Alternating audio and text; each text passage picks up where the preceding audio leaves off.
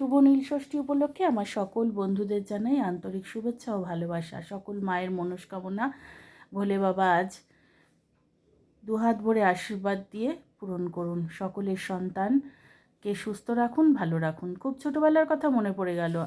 আমরা বোনেরা দেখতাম, আমার মা ছোটোবেলার থেকে, আমাদের যেহেতু নিজের ভাই নেই, আমার মা নীলষষ্ঠী ব্রত রাখতো, পুজো করতো। তখনকার দিনে মানুষদের খুব ট্যাকাশ কথা ছিল, বলতো ছেলে সন্তান নেই, নীলষষ্ঠী তো ছেলের মায়েরা উপোস করে, ছেলের মায়েদের এই ব্রত রাখতে হয়, মেয়ের মায়েরা কেন পুজো রাখবে। কিন্তু এখনকার দিন বদলেছে। এখন আমরা ছেলের মা মেয়ের মা বলে তফাৎ করি না, সব সন্তানই সমান। সন্তানদের উদ্দেশ্যেই পুজো করা হয়। শুধু ছেলের মাই ব্রত রাখতে পারেন আর মেয়ের মা ঠাকুরের কাছে মানত করতে পারেন না, তার ছেলে মেয়ের জন্য সে পুজো করতে পারেন না, এটা হয়? 5টা বাতি দিয়েছি, প্রত্যেক বছরই তাই দিই। আমার ছোটো বোনের ছেলে আমার ছেলের থেকেও বড়, কারণ আমি অনেক দেরিতে কনসিভ করি। আমি তখন থেকে আমার সন্তানের পাওয়ার উদ্দেশ্যে আমি নীলষষ্ঠী করতাম। আমার ছোটো বোনের ছেলে মেয়ের নামে বাতি দিতাম।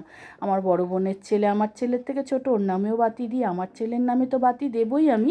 আর আমার পিস্তত বোন, সে কোভিড সিচুয়েশনে মারা গেছে, তো 2020 থেকে ওর ছেলের নামেও বাতি দিই। নীলষষ্ঠী বাবা সকলের মঙ্গল করো।